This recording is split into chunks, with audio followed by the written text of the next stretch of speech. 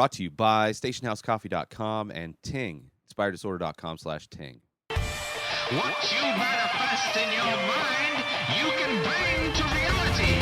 The Invisible Man. Watch out. He's right behind you. You can't see him. So just be careful. Movie that I literally may have been the last movie I tried to see in a movie theater.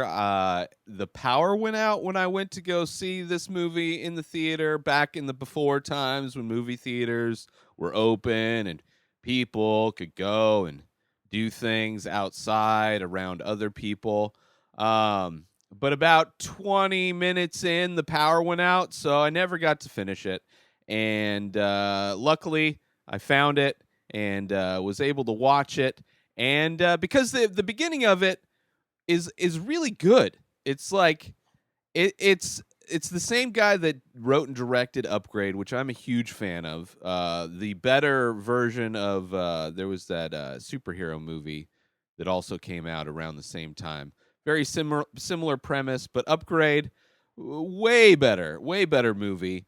And this one, so good. It's like taking an interesting premise and just trying to elevate it. This one, there's a lot of like empty, like a lot of long takes, a lot of just empty, no sound, just looking at an empty room. But the whole time you're like trying to see this invisible man, even though you don't know that it exists yet. Like it takes a while for the invisible man to even like appear. But the beginning of the movie, it's like her waking up in the middle of the night, trying to get away from somebody that, somebody who's abused, trying to get away from somebody, her partner, right? You don't know the relationship, you don't know what's happened, but you know she's terrified and she's trying to get the fuck out. And it's this mansion, this huge modern dwelling, and she's clearly planned and prepared for this. And it's like, so I'm in it. And then, eventually, she gets out, she hides with friends. And then eventually, things start happening. And it's like, uh-oh, is this the Invisible Man? And there's tons of these long shots, which I love. Like the look and feel of this movie is amazing. The thing that makes it fall apart for me is the more this Invisible Man kind of fucks with her. Like he is just like trying to incite revenge at every turn.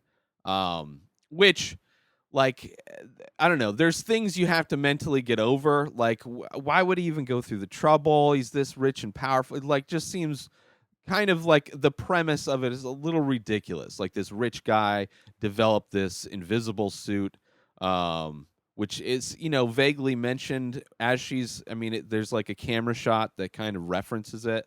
How do you show a suit that you can't see? But yeah, when he starts fucking, like there's this scene where he hits the daughter of a friend that she's living with, and it's like so out of place. Like she's just such a sweet person, and then all of a sudden they're just gonna, like, all the friends flip. Like there's a turn that her friends make when they just don't believe. They think that she's doing all the shit, and one of the things is hitting this girl, and it's just like so out of place. It's just, I don't know if it's the writing or the performances. Maybe it's just, I blame the director, even though I appreciate his stuff, but you gotta like the complexity of having to show what is happening in this movie in a way that's also believable is tricky. I could see that. You're dealing with an invisible force that people don't believe in, but then she is like completely freaked out about. Like maybe if she was toned down a little bit more and they were toned down, I don't know. There was just like, they were instantly like, whoa, this chick is like insane. We got to get away from her. So towards the end of the movie, like things kept happening where I was like, this is stupid. There's like some fun fight scenes. There's a fight scene in like a hospital. She's kind of being blamed for something and he's still trying to fuck with her, and like his suit is failing.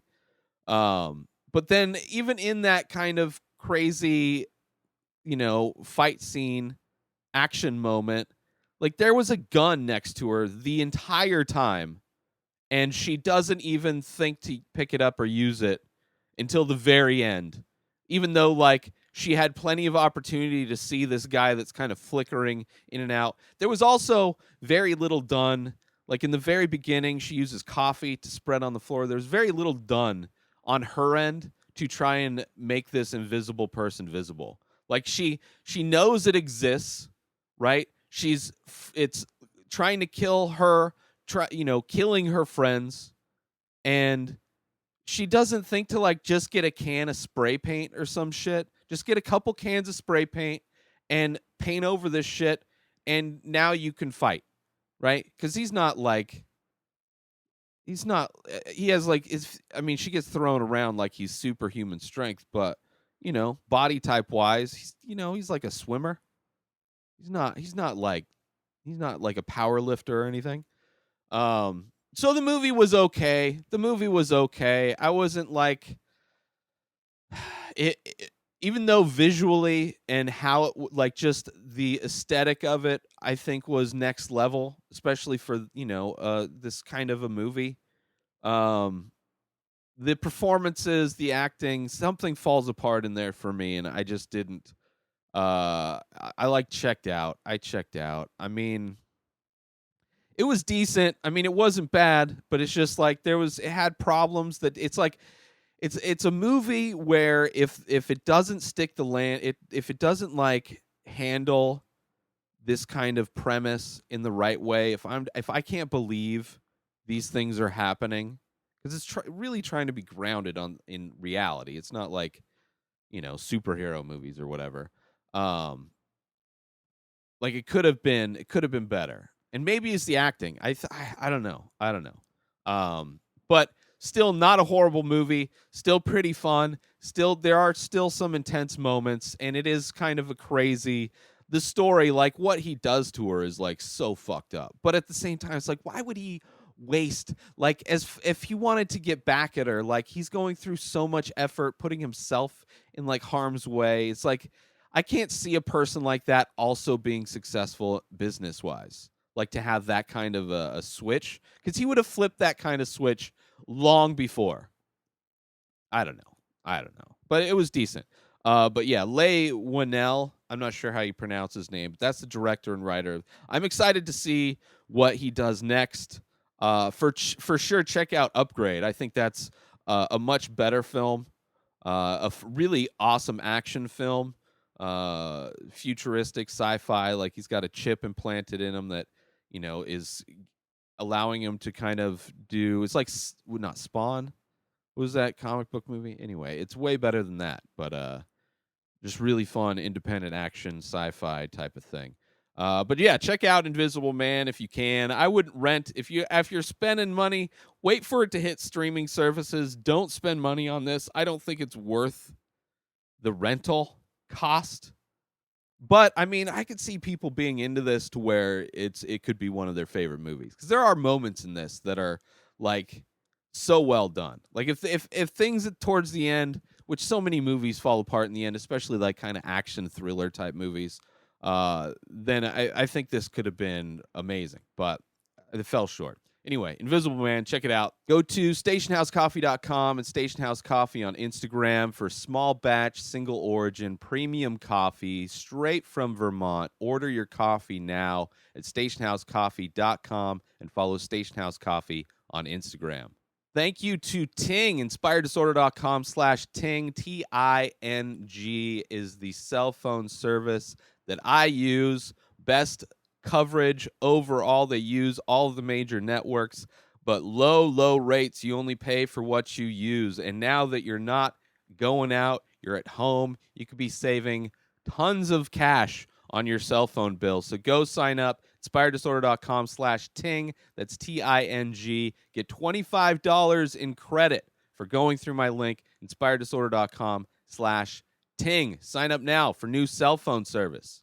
New episodes of The Ray Taylor Show come out every single day. Subscribe on IGTV, YouTube, and everywhere else podcasts are found. Go buy my artwork over at InspiredDisorder.com and save 25% when you use coupon code RTS. Follow this show on Instagram at Ray Taylor Show. Have a great day, everybody. Peace out.